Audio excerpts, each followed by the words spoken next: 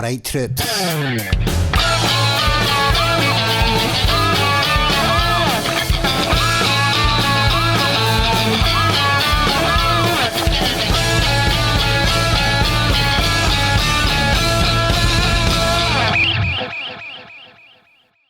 Kirsty, absolutely brilliant to see you, my dear. How are you getting on? I'm good, thanks. I'm absolutely delighted to be here. So thank you very much for having me. Really chuffed. You're welcome. Well, it's a pleasure having you on. Well, I just want to see some of that rapier wit that you bring to the comedy circuit onto a Zoom screen. Well, hopefully I can deliver. Well, you've already made me giggle in this 30 seconds, so I'm pretty sure that you're going to be all right. Good. Yeah. Well, the first thing that I always like to do, Kirsty, is to get my guests to start off by telling us their origin story, because the one thing that we have in common is that we all have an origins. So for my followers, please tell us your origin story. Okay, so yes, my name's Kirsty Lynch. I was born Kirsty McKinnon, so I'm married, and I was brought up in a town called Renfrew, which some of you may know. I always describe it as people go, oh, Renfrew, and I say Braehead shopping centre. So yes, so that's where I grew up, but I grew up before Braehead was there. So yeah, lived the majority of my life in Renfrew. So kind of school-wise, not particularly academic. It was more sporty at school, although I may not look as if I was sporty now, but I was very sporty when I was younger. And went to Renfrew High School. So grew up in Renfrew, my mum, my dad, and I've got a little sister and a little brother. So yeah, I was an only child for 6 years, which was great. And then all of a sudden these wee people started appearing and messing my life right up, but yeah, wouldn't change them for the world now. But God, it was a bit ropey at times. In fairness, I am a little brother, so my older brother would sympathise with you on that one. He's like, 2 years and 9 months about that wee shit, and now he's here. Well, my mum, bless her, my sister was born, so I was about 6.5 at the time, and she'd asked me to keep an eye on my sister. And her Moses basket was in the living room, and I was too busy watching Flintstones or something like that. And she was crying, so I put the dog in her crib to keep an eye on her. So we're lucky we've still got a sister. To be fair, if my mum hadn't come through, then the dog probably would have smothered her.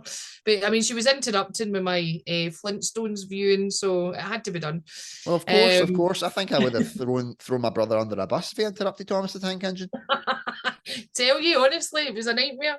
And that was only last week. I do like Thomas, I have to say. Yeah, well, I've made a whole separate channel on it, so what can I say?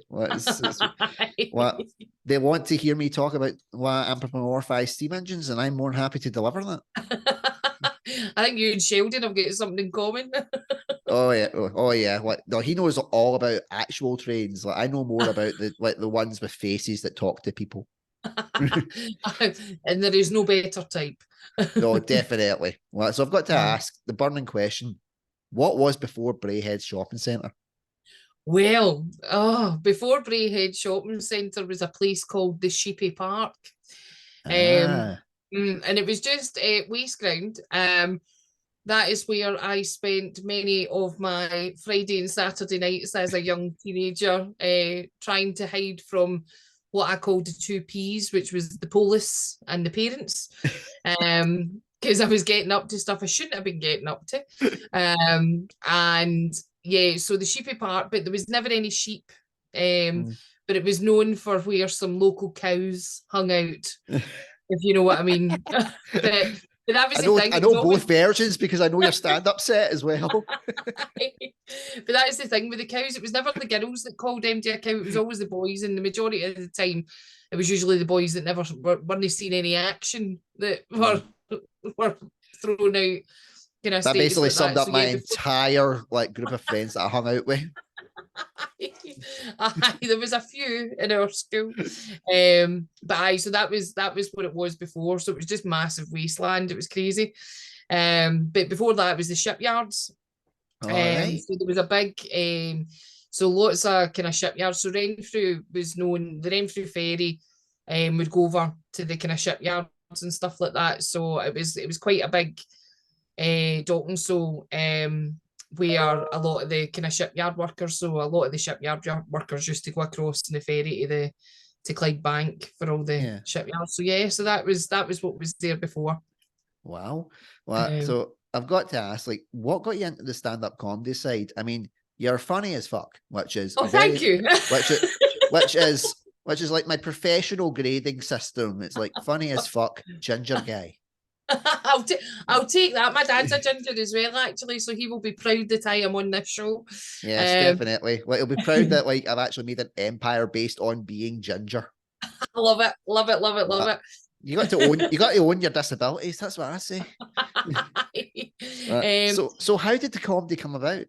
Well, the thing was, right, it was always something I wanted to do, because like, but it's different, isn't it? When you're in the pub with your pals or you're like, you know, on nights out and stuff like that, and everybody's like, oh my God, you're dead funny. Like, it's a difference from being the funny one in the group, because I was always the funny one. I was always the bigger girl in the group, and I was always the kind of sporty one in the group. So, you know, I found my wit got me a number of places that, you know, my looks maybe necessarily weren't. So I always kind of felt that was my kind of role in the group, if you know what I mean. It was, but so kind of wanted to kind of do something about it, but I was doing sports coaching and all that kind of thing, and then fell into a career which was more kind of learning and development and human resources. So I thought it might have been frowned upon to be on stage one night talking about your fanny and then try to discipline somebody for their behaviour the next day, you know. So I just kind of never done anything about it. And then last year, kind of left the organisation that I'd been with after about 15 years and took quite a bit of time off. Because I'd worked away a lot, I'd become a mum, I'd got married in that time, so I'd grown up in this organisation and kind of left, and I was like, who am I? What do I do? What do I stand for? What's me? Because you just go on with things, and you know, my career was quite a big bit of who I was. So to have that time off was just like, right, what am I doing with myself? And I was getting a bit older, and I'm like, right, I want to do something for me. What do I stand for? What's going to give me joy? And I'd been, one of my pals had a baby shower, and I was asked to host the baby shower. All right. And I can picture where this is going. Funny, and it was funny. It was mental. I bought these games. I didn't realise kids were going, and it was like throw the sperm onto the ovaries, right? Fucking. And all these kids are going, I want to play. And I'm like, right, fuck, how do I navigate this? So I'm like, it's a flower. And we're going to throw the seeds onto the flower and all this kind of. So it was like thinking on your feet, you know, heckled by children, you know, and just trying to make it a pure laugh. So everybody was like, oh my God, that was hysterical. You should be doing something with this. And so one night after a bottle of wine, I'm like, do you know what? I've always wanted to do it. Tick it off my bucket list. If I'm shite, I'm shite. Do you know what I mean? Like, I do it once and I never talk about it again. But I don't want to get to my deathbed. I'm when I was younger, I was a great believer in I'd rather regret something I'd done than something I'd not done. Do you know what I mean? I don't want to get to a point in my life going, I wish I did that. And I thought, fuck it, I'll do it. So Red Row they had their kind of window open for applications at the stand. Totally naively, no idea, drinking me. Why do you want to do it? Well, right, that was me. So it must have been, my application must have been quite funny, because I never thought I'd know of it, and get an email a couple of weeks later going, right, we'd like to invite you to do 5 minutes at Red Raw. And I was like, oh shit, like, I need to do something. So I never told them about it for weeks. Yeah. And was writing material and stuff like that. And then one night I went into my pal's house, and there was the three of us were sitting, and I went, right, I've got something to tell you. I'm going to go and do this. I've got 2 5-minute sets. So I stood in the kitchen with a glass of Prosecco, like, right, here we go. And one of them's like, 2 of them are great, but I prefer this one. And the other one's going, but I like that one. And I'm like, well, the 2 of them, like, are appealing. I never told my husband, and then about 2 weeks before, I'm like, fuck, he'll go mental if like I go and do this and he knows nothing about it. So I said to Yeah. them, so by the time I done it, there was about 10 folk coming along, and I'm like, oh God, if you're going to die in your arse, then you're going to die in your arse big time. Yeah. And I done it, and it went well, and I get good feedback, and it's just went kind of for there. So just kind of throwing myself out there. Last year, I decided that I'm no saying no to anything. So if I got offered a gig, I was like, yes, I'll be there. And you know, it's just kind of went from strength to strength. So I am just kind of out and Yeah. about doing it. No expectation, no giving it, oh my God, right, I want to be at this level. And I think being a bit older, I'm not putting any pressure on myself. I'm just doing it because I enjoy it. And if it comes to something, it comes to something. If it doesn't, it doesn't. I'm enjoying it while I'm doing it. So aye, Yeah. so that's my story. Yeah, definitely. And what I've got to admire the fact that you were able to tell people beforehand that you were going on to the stand. You're like, right, I'm kind of doing this. People didn't Aye. know that I went to the stand until the post came up the next day saying, yeah, I kind of did the stand. Well, and they were like, so it was like, it was my business partner Kev, and just one of my pals had turned up just for a night, and he was like, "Fucking hell, I didn't know you were doing this," and I'm like, "Yeah, funny No story." need to does. That was the point. It was like my wife knew what, and like my business partner knew what, and that was it. And only he Aye, knew because I was like, "I'll give you a lift in."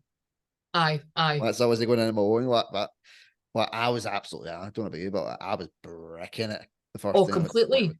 Like And it's totally naive, like walked in and just like knew nothing. Like I'd been to comedy shows, I'm a big comedy fan, like, you know, been to all sorts of gigs, but you're on the other side of it, so you have no idea. I had no idea how the circuit worked, anything like that. So of course I walk in, I'm thinking, red raw, new comedy night, new comedians, everybody's going to be new, right? So of course I mm, walk in, I'm like, hiya, is this everybody's first time? And they're all going, what, like doing the stand? And I'm going, no, like doing stand up. And they're going, no. And I'm like, oh, fuck. And they're like, how is it your first time? And I'm like, yes. And they're like, what, like at the stand? And I'm going, no, ever. And they're like, you are joking. And I'm like, no, is that stupid? And everybody, you could just see everybody go.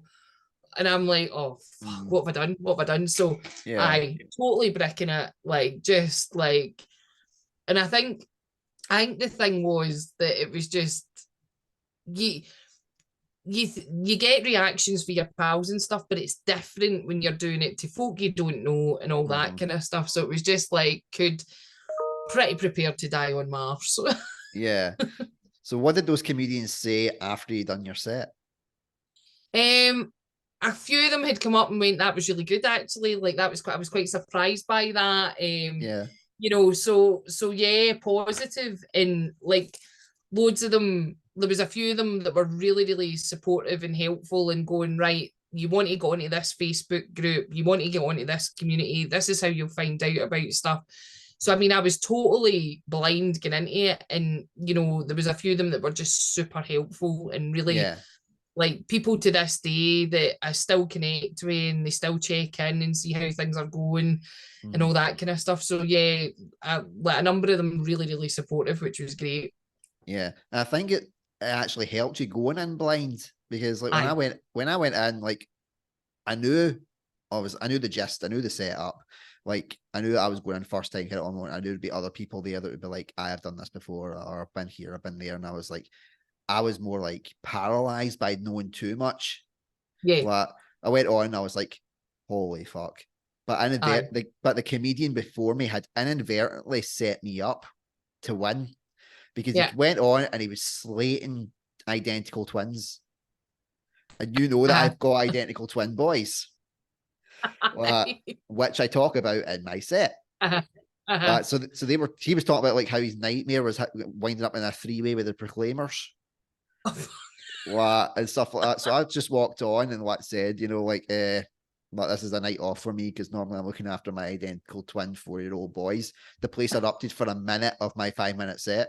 And I'm Aye, like, I don't know how I'm going to cram the rest of this in.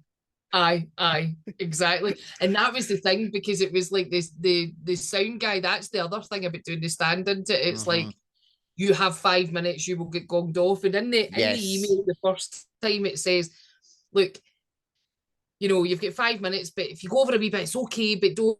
And of course, so I'm going, timed it, and my poor Yeah. daughter, I don't think she understood half of what I was talking about, but all during the months leading up, anytime it was the summer holidays, so anytime she was in the car, I'm like, time me.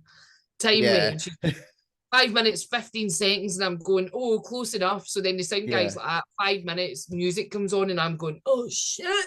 So I had to Mm. go out at the last minute and cut a bit out of it. So I was Yeah. walking around outside going through my set, and I'm like timing it and timing it and timing it. But I luckily, touch wood, so far not been played off the stand Yes. yet. Well, I was. Oh I no. was.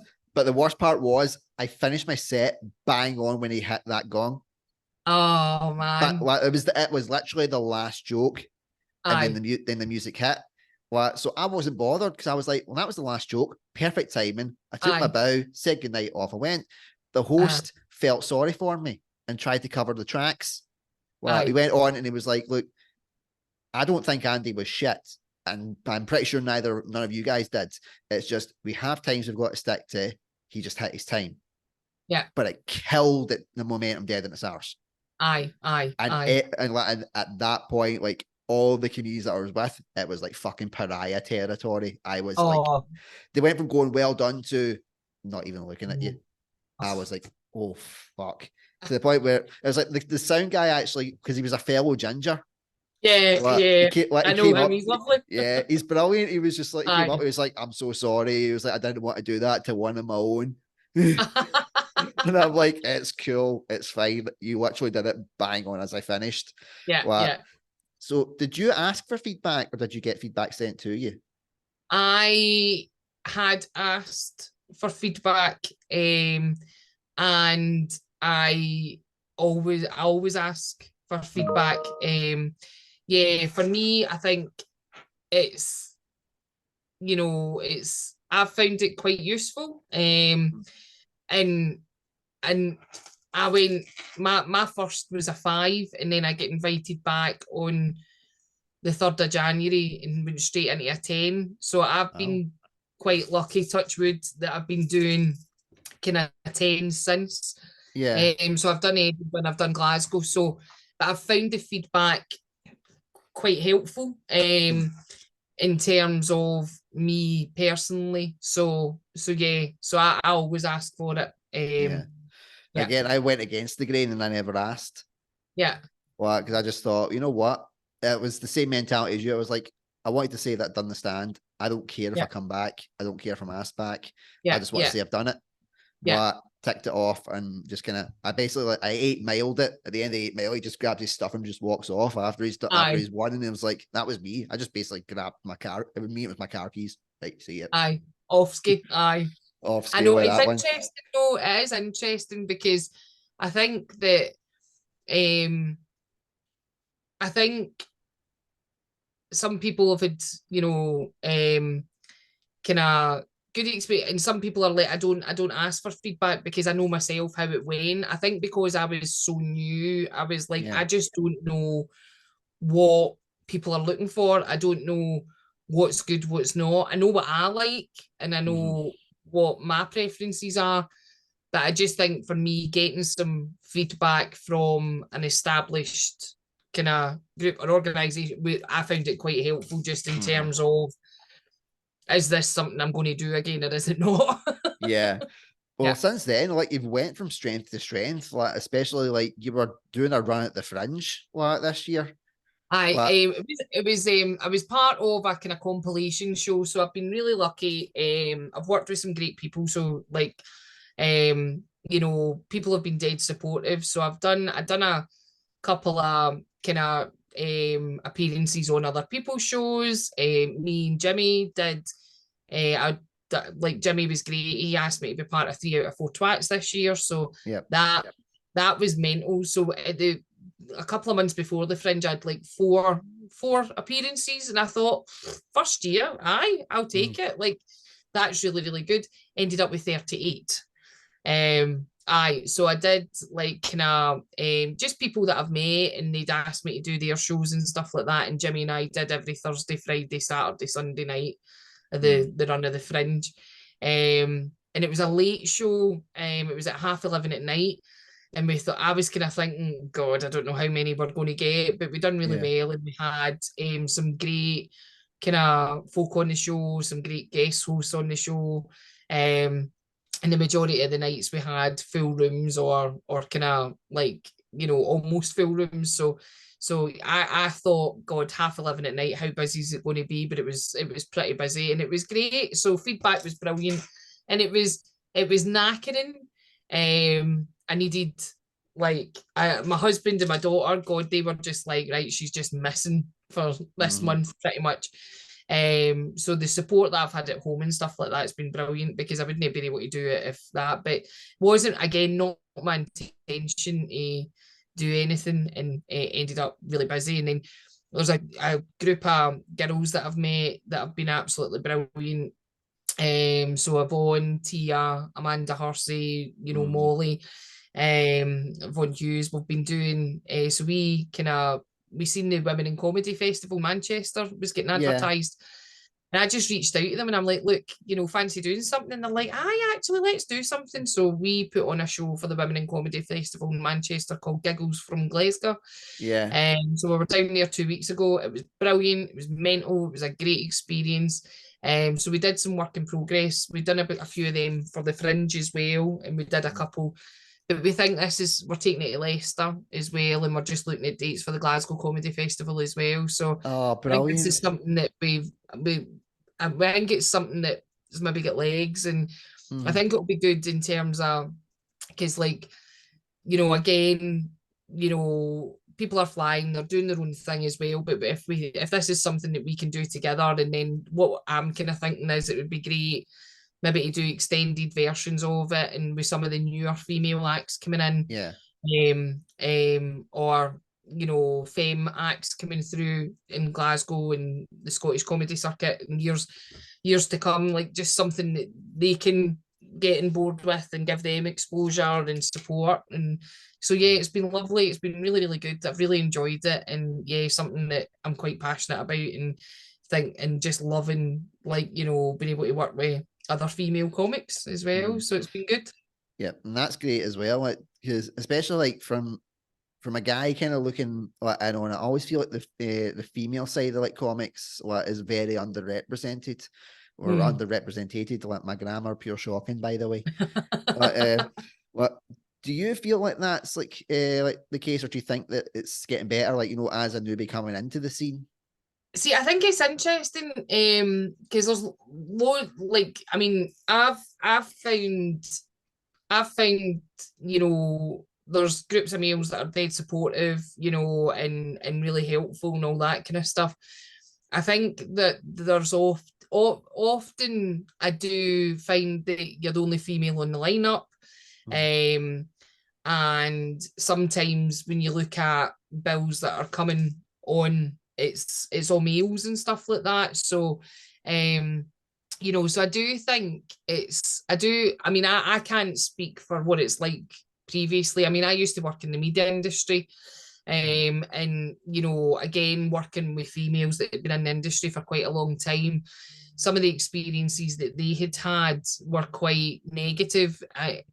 For me, I think there's more that can be done, but it wasn't as negative as an experience as maybe some of the females that have came before me have had. But I do think there is some kind of, there's maybe more where there could be more females, more diversity on bills and stuff like that. But I don't. But me personally, I've had lots of positive experiences as well.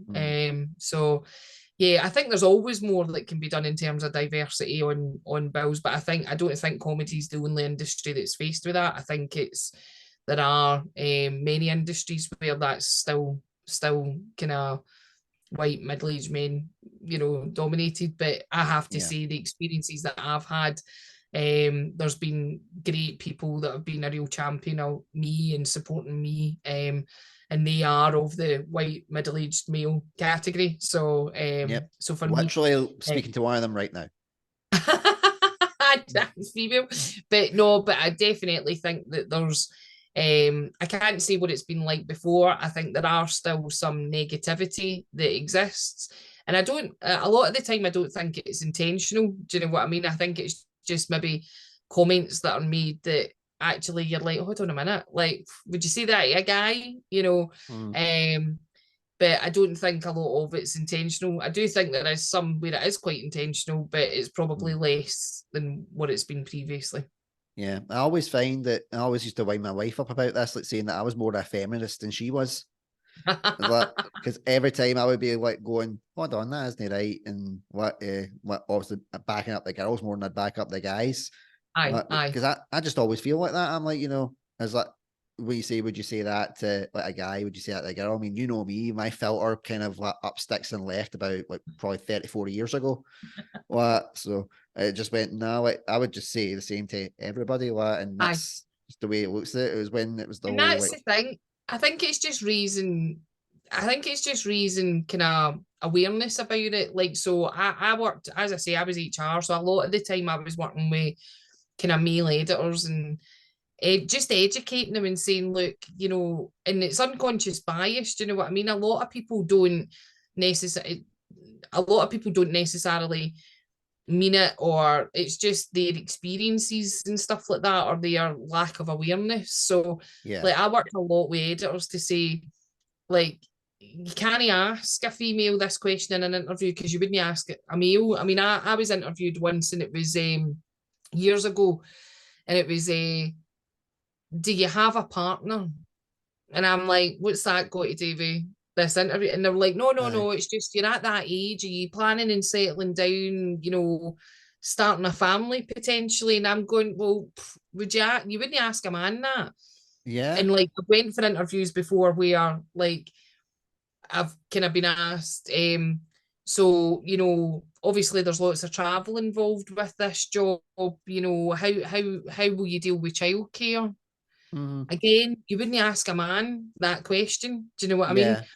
Yeah, Because the assumption is that it's the female that mm-hmm. takes responsibility for the childcare. And when I worked in London a lot with my previous job, and me and my husband, when we decided to have Emma, we spoke about it, and Stephen's like, well, your career prospects are a lot stronger than mine. So Mm-hmm. he looked at a job that was local so that if Emma took no well or anything, he was the point of contact for the school. And a Mm-hmm. lot of the time I was working in London Monday to Thursdays. So Yeah, even every year you get this kind of form to fill in where it's like, are the contact details correct? And every year we would score out my number that was at the top mm-hmm. and put his number. So Yeah, we would put dad's number first. Every time Emma had a fall at school or took no well, I don't know, like they would bypass dad's number and go straight to me. So I'd be sitting in yeah, a board meeting, or I'd be sitting in a meeting down in London and Emma's school's phoning, and you're sitting in a meeting and you're going, right, well, surely they'll know like to phone him. mm-hmm. So I would cancel it, and then it would keep going and keep going. And you'd be sitting in a meeting, and the men round the table would go, do you need to get that? Because they'd see Mm-hmm. Emma's school, and I'm like, right, I better. And I'm like, phone her dad. Oh no, but we phone mum first. I'm like, no, we tell you every year not to Yeah, phone mum first. It's dad that you phone. And Stephen blew his nut. He went into the school mm-hmm. and he's like, how many times have I got to tell you? It's not my wife you phone, it's me that you Mm-hmm. phone. We've put this details down first. And somebody in an office would go, oh, that's maybe like they've put dad's number first. No, we'll just put mum in. So they've Yeah, they've deliberately changed that order because their thing is, well, surely it's mum, and it's mm-hmm. not. And that, so I don't. It Disney. It's it's a kind of cultural thing where Yeah, you know, like it's seen as that's the woman's role, mm-hmm. and women are a lot like women are holding down careers, women are doing full-time jobs, doing comedy, and like childcare, a lot of women single parents, you know, so I think it's just about things that we can do to make it more accessible for Yeah. women, and I've seen that a lot in the media industry as well. So just educating people and just letting them know what can they do to make it more accessible, I think is something that could be everybody's responsibility.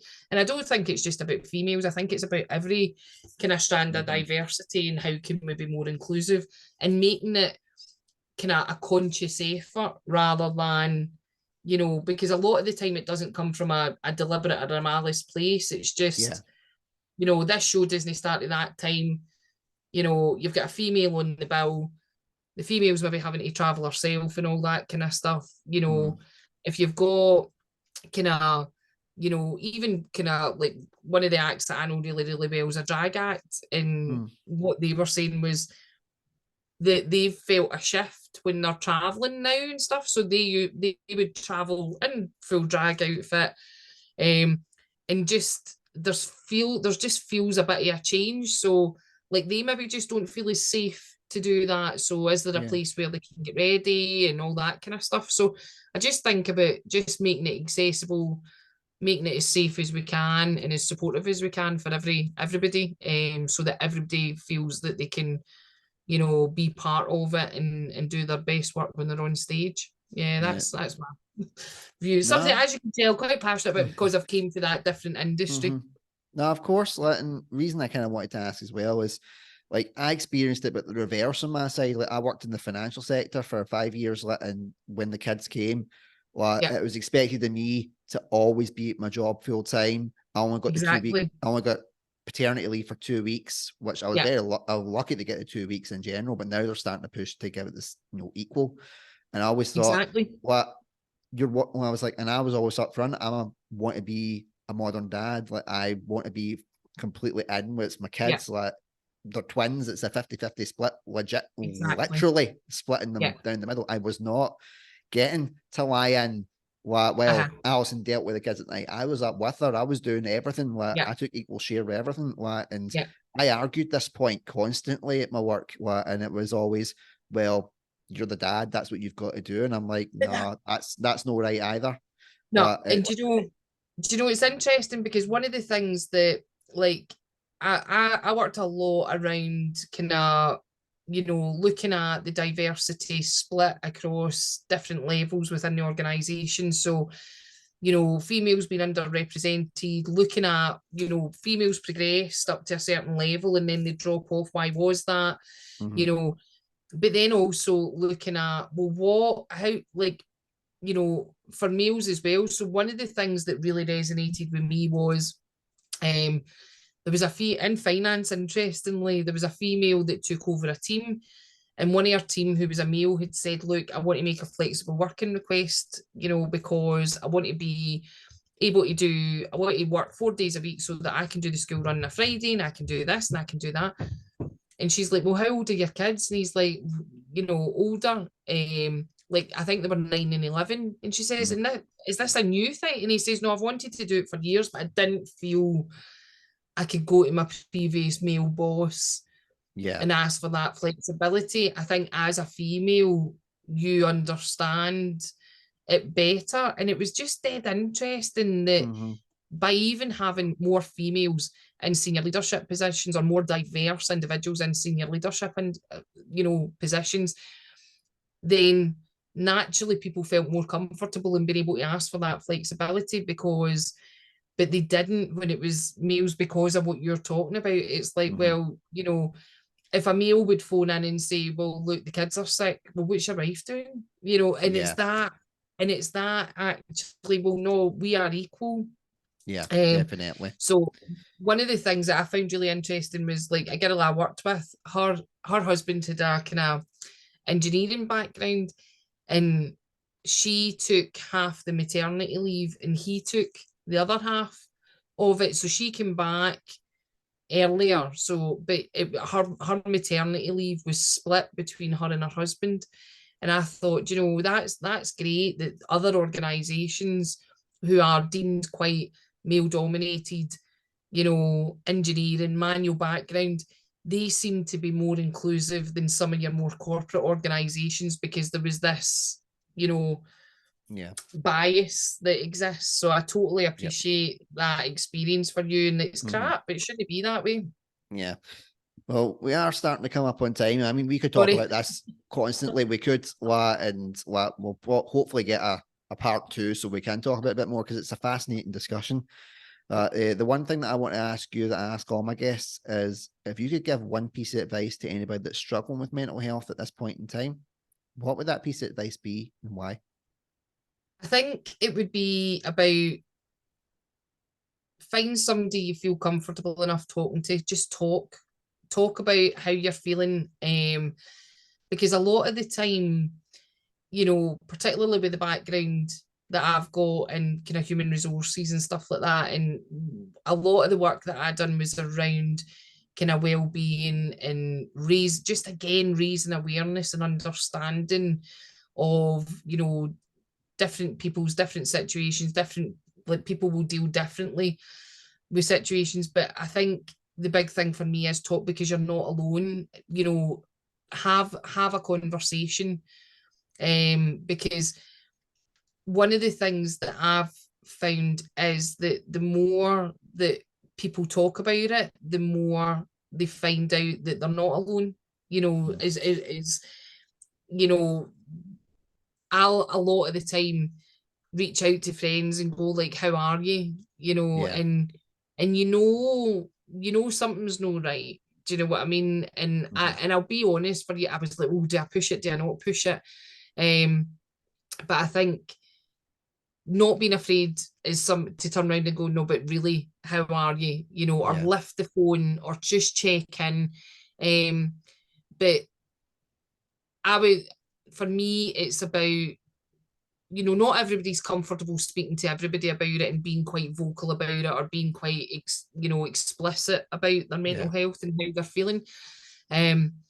But I think it's about finding an ally, finding somebody that you are comfortable with and talking, because the more that you talk about it, the more that you'll find out that you're not alone, and just finding and connecting with somebody that can understand. What I always say to my pals and anybody that I work with, I'm a kind of manager just now, and I'll say to everybody, don't be afraid to have a wobble. Do you know what I mean? Like, it's fine, but talk to me about it. You know, I'm here, I'm there to listen. You know, because you'll not be the only one, and I'll have my own wobble. So I'll talk to you about that as well. So yeah, just keep talking. That would be mine. Definitely. Kirsty, it's been an absolute pleasure having you on. Like, for all the guests, like, and all the listeners, always put the links in the socials in the description below, which I will do for you as well. Keep smashing it like you're doing, like the gigs, because you're absolutely brilliant. Oh, thank you. Thank you. And thank you for having me. I've really enjoyed it. It's been a great experience, and all the best for your remaining shows. Thank you. And until next time, everybody, take care. Stay safe. Thank you. Bye.